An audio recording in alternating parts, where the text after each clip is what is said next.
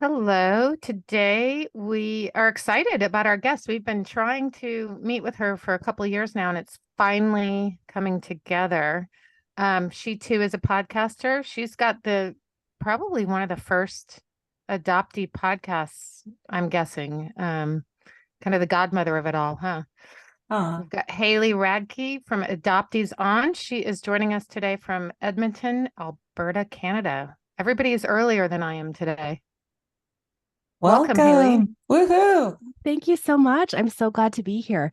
There are at least 100 adoptee run podcasts, Yeah. and I am one of the first, but definitely not the first. There are a few that came before me, but thank you. We so Apologies to those that came before you if I misspoke, but we sort of consider you that. yeah. I've never been called a godmother. That's really something. I hope that wasn't an insult. It was meant to be a positive, like you're kind of a role model in the adoptee No, podcast world. it's so kind. Thank you. So we're going to dig into your story. You interview everybody. We want to hear your story. So start from the beginning. I feel nervous about I it. know. Honestly, I never talk about my story really, except I a have little the piece same here and thing. there. Yeah, Yes. same. So my origin story is that my biological parents dated in high school, and I was the product of a teen pregnancy. So my mother was almost 16 when she Mm. had me, about a month away from turning 16. And my dad was 17, and I was placed for adoption and adopted to an infertile couple who had waited for 7 years on the list for a healthy matching race infant. And I actually grew up in a very small town in northern Alberta, very small Mennonite town, which was kind of a quirky upbringing. And they were not Mennonite, but they were I was, elementary I school was going to teachers. ask, were they Mennonite? No, they were elementary school teachers. So I was called one of the English kids, English, because everybody in town spoke Low German. And so I did learn a little bit of Low German growing up. But yeah, so I came back to Edmonton, where I live now, for university, and I took psychology. That's my undergrad degree. And I met my husband here, and we got married very young. And when I realized Alberta had opened up the adoption records in 2005, so I was just barely married, I requested my records, and they came. And I didn't have any idea what I was opening up to myself. I had no clue what could happen in reunion. I knew maybe one Haley, other adopted person. what made you want to ask for your records? When I turned 18, I immediately ordered my non-identifying information. I always wanted to know who my parents were. I was very in the ghost kingdom, imagining which person could possibly be out there. Of course, I'm a long lost princess or celebrity Yes. child of some kind. I think hmm a lot of us have the like famous person in mind who we thought was our mother. Yes. I can't name that for you now, but I'm sure I went through anybody who had brown hair and was beautiful. So, so why I'm not? curious, Yeah. what did your parents tell you when you were growing up? And Mhm. was your adoption, I mean, they obviously knew you were adopted, was what was the conversation around that? I always knew I was adopted, so it wasn't a secret. And I looked similar enough to them that nobody ever made comments. And I always interjected if people said, "Oh, you look so much like your dad or your mom." And I'd be like, "Oh, I'm adopted." I would always do that. I don't know why. We didn't talk about it. It was not spoken. So at some point it was when I was really little, but after that, we never talked about it. It was one of those things, I think, where it was implied that you are ours. Mm-hmm. And That's it. Nothing, nobody else. Mm-hmm. Yeah. Just very, as you know, talking to other adoptees, seem very similar scenarios with many adoptees. Yeah. So when I ordered my non-identifying information at age 18, I don't know that I told them or that they knew. I would have been at university already, so fully able to do that privately. And I don't know if either of you have seen non-identifying information. Yeah, it's like basically it's a nothing. It's like maybe a physical description and then some things that my mother liked to do. But I held on to those things and I was like, oh my gosh, she loves reading, me too. Like we must be right. You're looking for anything, any similarity. And yeah, so I did want to know. And I don't know how I found out that Alberta had open records. I mean, I must have just heard about it on the news or something. That's pretty remarkable that they That's what I had thought. open records. Yeah, they initially had open records with a veto in place. So if any party wanted their information redacted, they could write in and request. But recently, in the last couple of years, even that has been removed. So we have fully open records here, which is amazing. Is that all throughout Canada? No, that's province by province.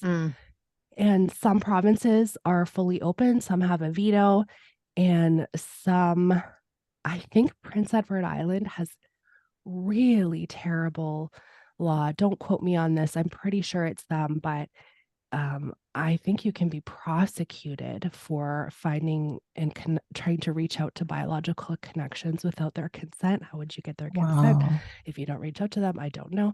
But really archaic, going backwards laws. So there's a lot of adoptees working to do a lot of work in Canada in that regard. Yeah. So you get your non-identifying, then 2005, you get your records. Yep. So my big huge envelope came to the university. I was living in I wasn't living in dorms. I was married by that point, but I had a PO box at the university still. So I remember getting it and opening up school, and I was just finishing my degree, and I read through all of it right away, did not process. We did have the internet then, so I could do a little looking, but it had my biological mother's full name, my father's full name, and it had an address for her, which I literally went to a phone book and looked up the surname and double checked the address. And it was the case that her parents still lived at the address that when she had me. And so I wrote a letter to that address. So in the folder, they give you all that information, just everything right there. The only parts that were redacted to me were information about my adoptive parents, which is kind of funny. Yeah. I had things that the social worker had observed during visits before my adoption was finalized. That's what I'd like to see. Me too. Yeah. That's what I'm trying to get right now. The missing days. But any description of me, this is when I was already placed with my adoptive parents, but the adoption hadn't been finalized yet. Any description of me is left in, but then there's giant sections that are redacted that is talking about whatever their circumstances were at the time, which...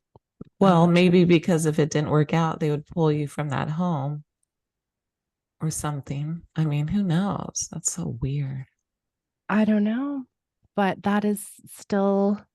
It's still inaccessible mystery. To me. It's funny because I'm going through this. I already have my original birth certificate, my adoption decree, but I'm trying to get all of my records released to me unredacted. And He's in a war with it. I'm in a war with it at the moment. Did I want to jump back for 1 second? Yeah. Did you have any siblings growing up, or were you the only child? I grew up as an only child. Yeah. That must have been lonely. Yes, it was lonely. So my adoptive parents were not able to have biological children, and they told me at one point they had considered going back on the list, but when they adopted me, they were 38 and 40, and they would have had to wait probably another 7 years. And it was very difficult to get social workers to come up north. And so they would have had to move back to where they were, to get all those home visits and things happening again. And they didn't want to do that. So yeah, I grew up an only, and I did read a lot. I read through my entire elementary school library, and I yeah, every book. Did you feel close to your parents or a little bit isolated, or how was that? No, I felt very different, and like I didn't fit. And it was weird because I was the focus, the center of their world, on a pedestal, very like, yeah, I was the spoiled only. That was absolutely, yeah. So But inside it felt different for you. That's the yeah, and interesting the part. strange thing I mentioned, growing up in a Mennonite town, like I felt very different all the way around. And yeah, I always knew like something wasn't quite right. So you didn't feel close. So there's theories out there that adoptees attach to their caregivers, but not necessarily bond. Do you believe that? I don't know if I've heard that before. I think we all have such different experiences, and I know some people were very compatible with their adoptive families, and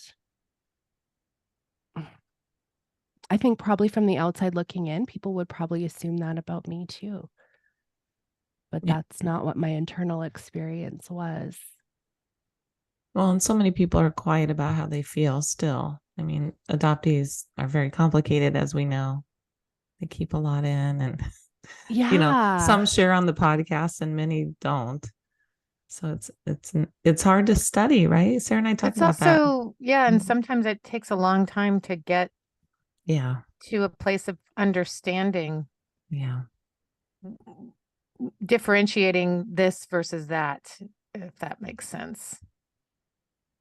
Well, when we don't have words for it or don't understand that adoption is like, you're not having a normal experience, it's easier to look back once you've unpacked things as an adult and understand more, to look back and be like, oh, so that's why I had suicidal ideation from when I was 12. Oh, like, it's in the moment, you're just like, what is wrong with me?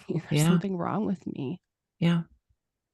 It is. It's only been in the past, I mean, not that long where I'm look back, I just grew up with such shame. I felt ashamed of myself, and because I was so different, from my family with my dad and that whole section, and I felt shame. And it's just now that I'm sort of recognizing it, it wasn't my fault, No. Yeah, I had that weird, I was strange or weird if I let anybody in on my inner thoughts. So don't share them, keep it in. It's nice talking to you and hearing this from you as well. Just everyone does have their journey. I'm curious. You get this big folder and you said it. You didn't know what you were unpacking. Like all of a sudden, what happened for you with that? I wrote the letter, I think the same day or the next day. Like this was like a speeding bullet. It was just gonna happen. Like, what did you write in the letter? I sent it. I wrote, that I was adopted, that I was looking for a connection with my biological mother. This is the address that we had for her. Her name was this because her name was in my records. And really the tropey stuff, like, I just want to say thank you, and I had a good life, and those kinds of things. And I want to know where I came from. And it was just a 1-page, and I mailed it. So this was within the same city. So I was born in Edmonton and was here for school, and Canada Post must have delivered it the next day because I got an email back. I left an email address for them to contact, and my grandfather emailed me back the next day. And I was at work. That quickly. Yeah. Canada is more efficient in many ways than the US. I will just That's tell you. olden days now. That does not happen anymore. And I have so many lovely listeners that like to send things to me. And sometimes they'll message me and be like, oh, I sent you something. Did you get it? I'm like, no. And it can be months like that. So that's definitely like long past. Yeah. Wow. So yeah. So he gets you get the email. What does his email say? Oh my goodness. I wish I had it handy. I could read it to you, but he said, I was told not to say anything to you until we had a chance to speak to your mother. But I think I've stayed in the background 22 years too long. And he was so excited, so happy. It was like the kindest, most beautiful thing. Yeah. I remember like tearing up. I couldn't believe it. It was just like amazing. You've stayed in the background 22 years too long. Mm-hmm. Oh, that's and so what happened where he knew? How did she not have the support? What, just because of her age, they just didn't want to. I was born in 83. And I think this is still a very much middle class family who had expectations for their daughter to go to university and make something of herself, I think. And I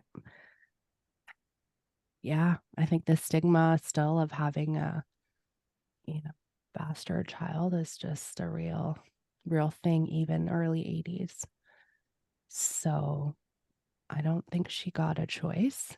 And I don't know that she would have wanted to parent either. 16 years old. It's very young. It is very young. And they were sad about it, though. And both your grandparents. I guess there wasn't conversations still in 1983 about family. Okay, if she can't raise it, then the family could raise it, or let's keep it in the family. It doesn't sound like those conversations were happening. Yeah. I don't know, because we have an organization in our city called the Terra Center, and they are in existence to help teen parents. And they do parenting classes and connect people with resources. And I donate money there. And I'm very invested in them succeeding. And that's because in my records, it says that my mother had accessed some of their services. Oh. And so there was talk about teen parenting then. But I mean, even family raising, okay, will as grandparents help out or any of that? I mean, I think it's still the adoption stuff is still so prevalent, right? That's just what you do. Right. You have a teen pregnancy that is a problem. This is an easy way to alleviate dispose of it. Yeah, exactly. So what happened from there? Well, he was so excited, and he was giving me information about the family, and he emailed me back, I think 1 or 2 times in between, because they usually saw her on a certain day for dinner, and she didn't come the day he was expecting. So he emailed again to say, oh, but then I don't know, maybe a week later or something, I got an email from her, and she too was very excited and happy. And when I said speeding bullet, this is what I mean. I got that email from her. I emailed right back, and I don't know if it was within that same day. Nick and I drove to their house and I met her. So you were all in the same area. Mm-hmm. Oh, we still live in the same city. Yeah. I'm guessing we haven't gone forward, but maybe you weren't emotionally prepared for all of this either. No, I was not. Nor was she. No. Because she was, what, 38 at this point? She was 38 and I was 22. And yeah, it was a ride. Originally, I'm guessing it was like exciting and wonderful. And I had all the classic honeymoon. It was like, oh my gosh, I can't believe we're in the same room. And we took a picture, and it was super awkward because at that time I was still extremely shy and quiet. My husband is the same, and my mother is the same. And so her husband was there and sort of like trying to like prompt us along. I brought some photos. I brought some photos of myself to share with her, and she gave me a couple of her. And yeah, it was that word everybody says. It was surreal. It was surreal. Mm-hmm. And did she and her husband have any other kids? No, they didn't. And never did. No. So you are her only. Mm. You're an only child in 2 families. I am. Yep. Yeah, I'm sure her pain it's quite big. I can tell from just how you're feeling. And are you still in reunion? No. Yeah. No, we were in contact for a few months, and she cut off contact. And that was that. Wow. That was that. I stayed in touch with my grandfather. That's what I was going to ask. But I mean, did she give you a reason?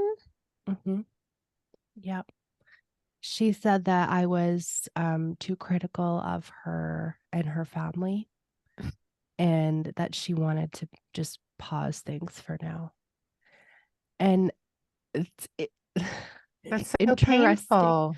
Yeah, it's interesting to think back, right? Because then I think, oh my God, what did I say? Like what were the things I was critical about, and what were, and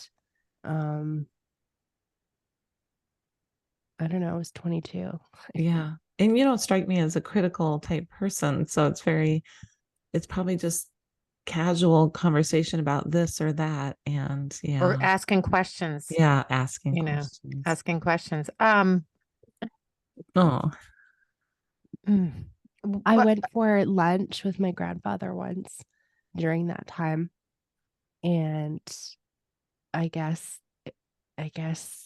like I mentioned it to her, and I was like, oh, it's so nice. He came to school and took me out for lunch.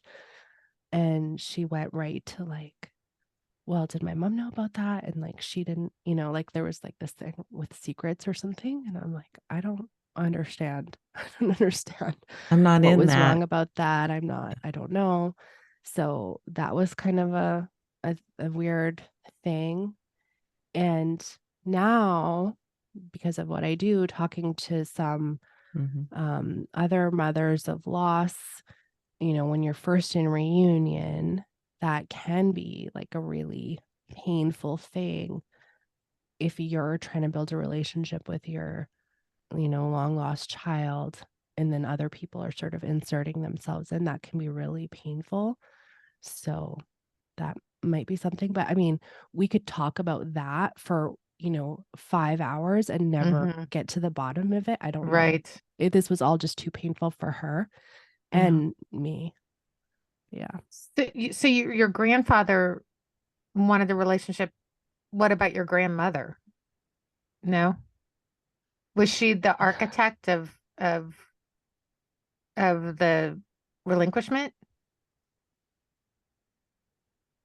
I don't know. I mean, that is my assumption too. It is my assumption too, because even after my mother cut off contact, I stayed in touch with my grandfather for many years, and we would go for lunch maybe once a year. We would email just a tiny little bit, and he would be like, I don't know. I don't know what's up with them. I don't know. And he would kind of pair them as so yeah.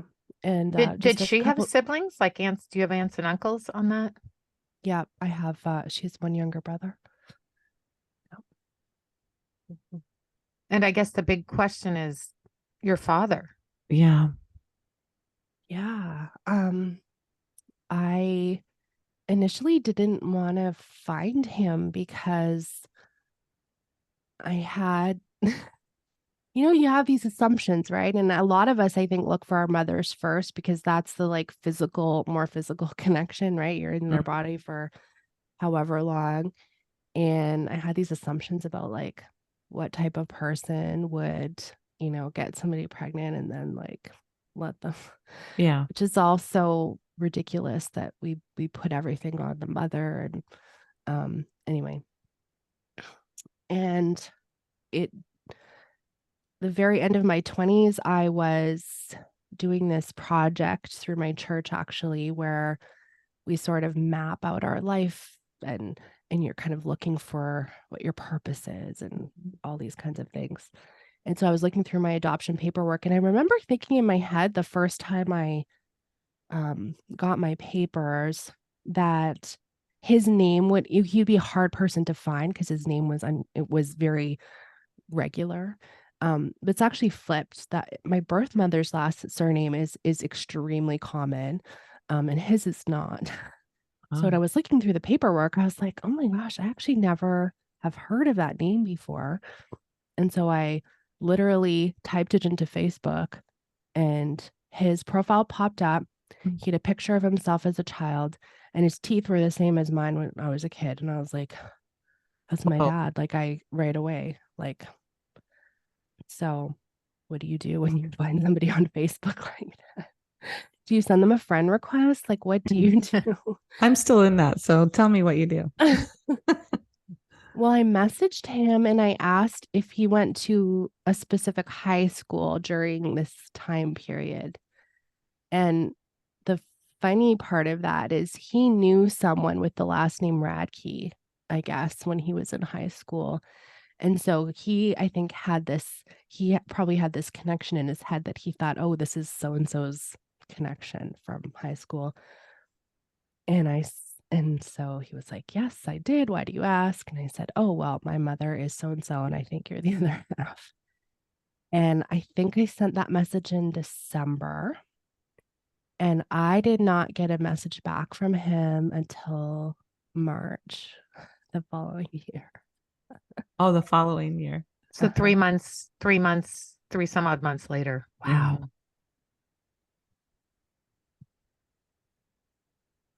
And the message? He said, I'm likely the other half. And again, it was very welcoming. Like, so happy you found me. I'm married. I live he lived in Fort Langley at the time, which is just outside of Vancouver. And he has 3 younger children with his wife. And so I was back on the reunion roller coaster. So he was open about it and willing to tell his wife? She knew already, which I think for me was fortunate because I know this is the sticking point for a lot of adoptees in reunion, that their partner, the birth parent's partner, does not know. Yeah. This is kind of unusual. I like that. So she was in high school with them, so she knew. She knew. And they weren't together at that time, but they were friends. But she knew the whole situation. And was she welcoming to you? Yeah, we definitely had some rocky points. in the first couple of years together. But yes, she was welcoming. And they are very religious Catholic family. And so when they told my younger siblings, they were, my youngest sister was 9, and my brother, and then I have a middle sister and then a brother. So 9 to 14, I think they were. It was very difficult for them to be like, wait, my like super religious family and dad has this like secret kid from like, you know. Yeah. Are you in touch with your siblings now? Mm-hmm. Oh. Yeah. Oh, good. Yeah. So this is a happy reunion. This is a happy reunion. I am, when we're recording this, I'm 12 years in. Yeah. And I have very good relationships with my siblings. I was just texting my sister last night, and my dad and I text every Saturday morning. So I had to message him and say, can't talk today. But yeah. Where are your adoptive parents in this whole I wondered. picture? I'm estranged from them at this point, and that's been several years. When I was first in reunion with my mother, it was difficult for my adoptive mother in particular. And I remember when I told her that my birth mother didn't want to be in touch anymore and that I hadn't heard anything. And she would ask if I had, heard anything from her. And I was like, no, I don't think she's going to be in touch anymore. Like, she was like, said, I'm sorry. But like the look on her face was like, just like relief. Yeah. Like and I was like, oh man, that sucks that you just couldn't rally, be happy for me, that I knew where I came from. Like, I think there just was this piece that I think she was always really afraid of something like this happening. And then when it did, like, oh, all my worst fears are coming true. And okay, good. She's not going to have that in her life anymore. It seems like it's, again, we hear that a lot. I'm sure you do too, that the reaction from the adoptive parents, primarily adoptive mothers. Yeah. It just highlights how effective pre-counseling and understanding the adopted child's experience, and how that would save a lot of relationships between the adoptive parents and the children. Just to push the ego out of the way, I guess, would be the fragile ego and also,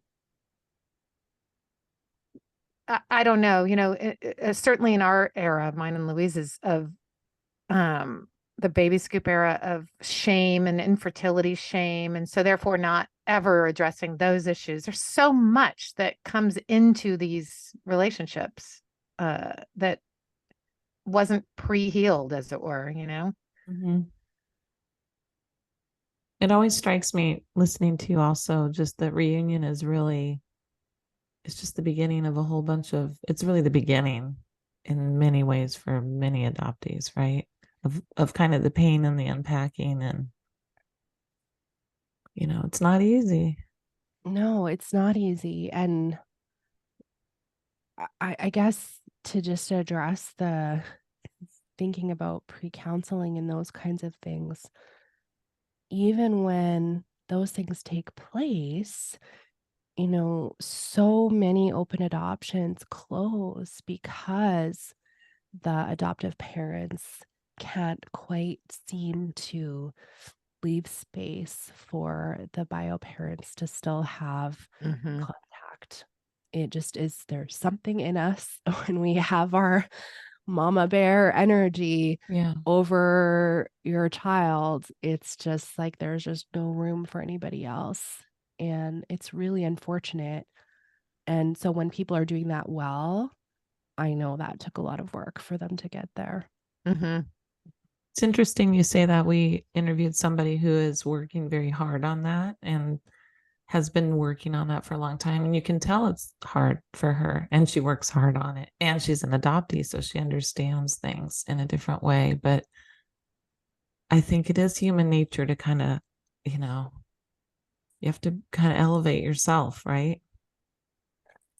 It's hard. I'm sorry. You're only in reunion really with one parent of four. I mean, not reunion, but in contact with one of four parents. Yeah. Yeah. So the estrangement is fairly recently. Yeah, it's just in the last few years, and it was just years in the making. I'll say I have been in and out of therapy for so long, and I tried really hard to put up healthy boundaries over all kinds of things. I got married super young. I think that was unexpected to my parents, that I already would be building a life without them when I was 20. And I think they just never could let me go into adulthood. And so that was a very difficult transition for them, for me. And all through these last 20 years, I've tried very hard to maintain a relationship with no give on that side. And I don't know, we talk a lot about therapy on my show. And when you're working on yourself and you're trying to become a better person in all kinds of ways, and you're doing these things, you're just moving often farther and farther apart from folks that are not doing those things. Yeah. And there just, came a point where I was like, what am I doing here? Yeah. So, and I had psychologist support. At the time I chose to estrange. It was nothing I entered into lightly. And I think that's an assumption, right? People are like, oh, well, it just got too hard, so you just like quit, and that's easier. No, it's not easier. No, I understand that is harder, I would think, to make for that sure. choice, and when you start to take care of yourself, rather than, I mean, for me anyway, the anxiousness of taking care of myself sometimes doesn't win. I'm too anxious to do it, if that makes sense. So that's hard. I really understand that. It's hard. Haley, I'm curious about this. How does your show, I mean, you're pretty well known. I'm guessing that everybody in your world also knows about, Adoptees On and what the work you do. How has that affected any of these relationships? What did it make it worse or harder? I'm guessing it's not great for some of them, but like your grandfather, does he, all of that? I don't know if he knew that I had my show. He passed a couple years ago, and I found out by Googling names, so that's painful. Yeah. I don't know if my mother knows about my show. I'm assuming she does. I don't know. I'm not sure. And your adoptive parents, they know about it? They do know about it. I know they were listening at a certain point. It's hard. That's the thing, right? You're like, how do I block people from listening to my public show? I did like a cringe, right? When you said, I'm like, I know. I don't even know.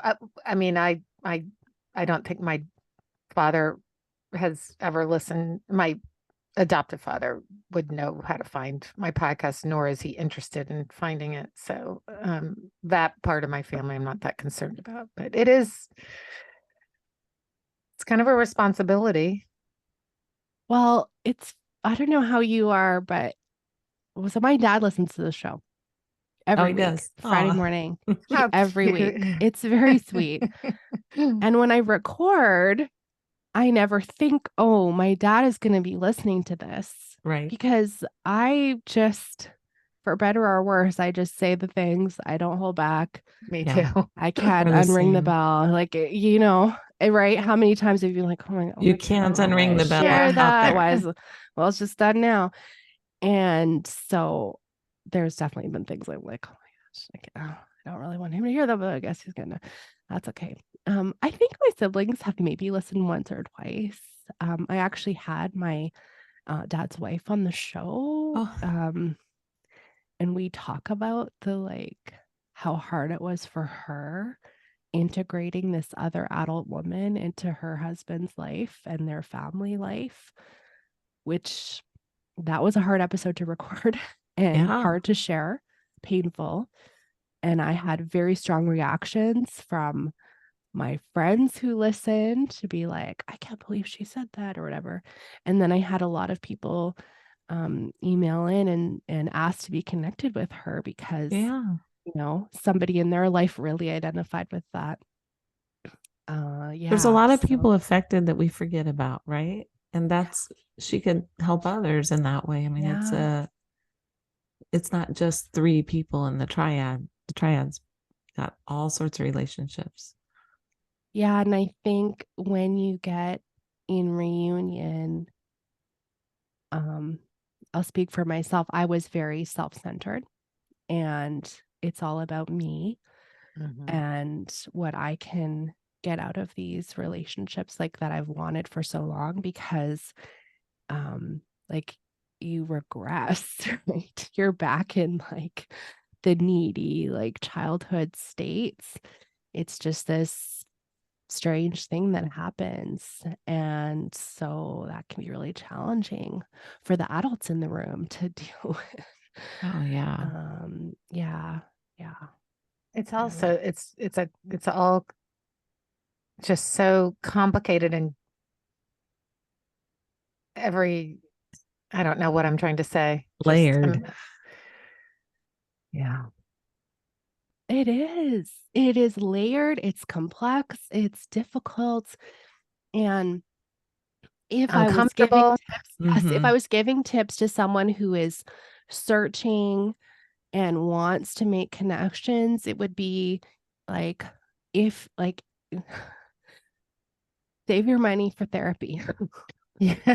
And get a great adoption competent therapist who can slow you down and work through these things. There came a point 2 years into my reunion with my dad that my therapist was like, okay, we need to have a group session because things were falling apart. And me personally, I'm like, oh my God, it's me again. What the heck is wrong with me? Right. Nobody can stay in a relationship with me. They didn't want me when I was born. They don't want me now. What is happening? And she really helped us to sort of reframe, you and Nick are my husband and I, you're a family unit and you have a new baby and they're a family unit. And this is she helped us make. It was so painful at the time. It was so painful. Yeah. She made rules for contact and all these different kinds of things. And it saved our relationship for as painful and hard as that was. It saved it. And so folks that go in with no supports. Yes. Me, one of those people. Yeah. No I support. love hearing that. That is me too. And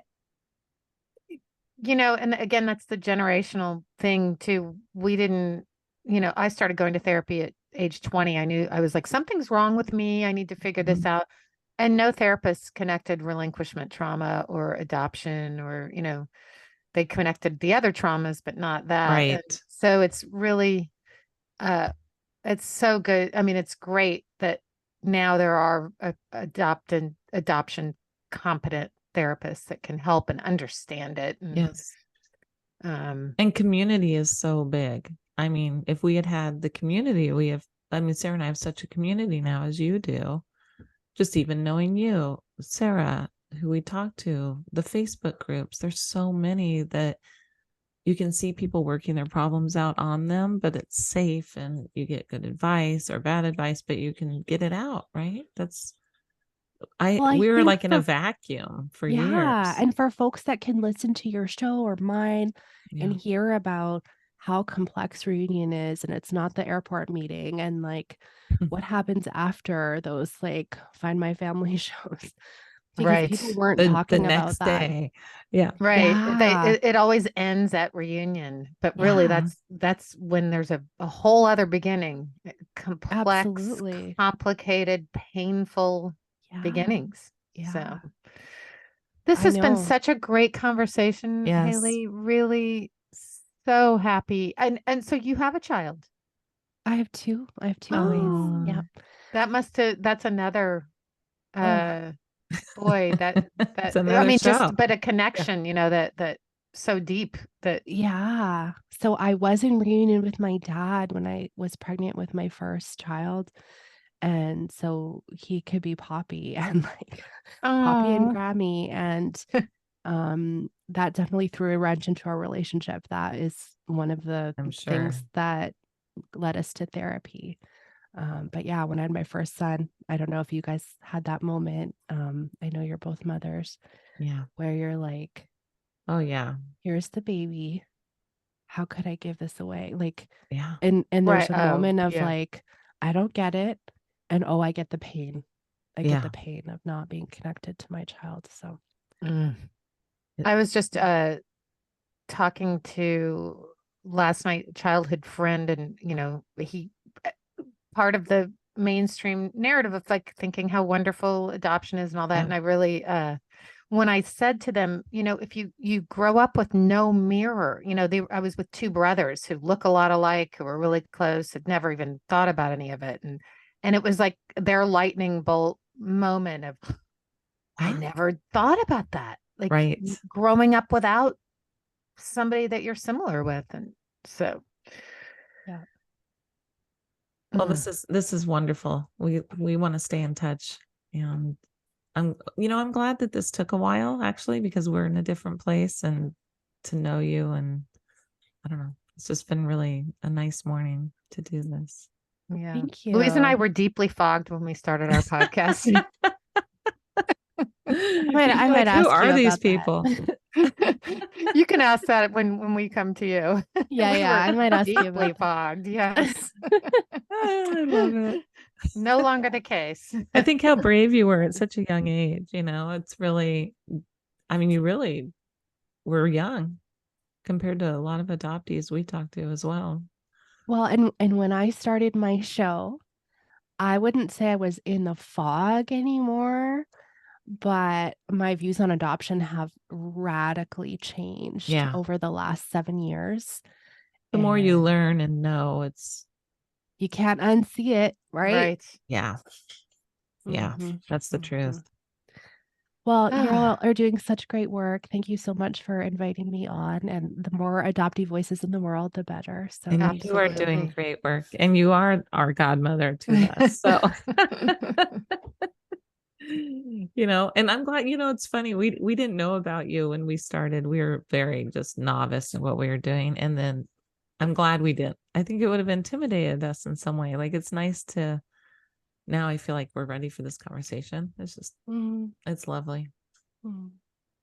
Thank you, Haley. Thank you, Haley. Thank you so much, Sarah and Louise. Thank you. Thank you. Thanks.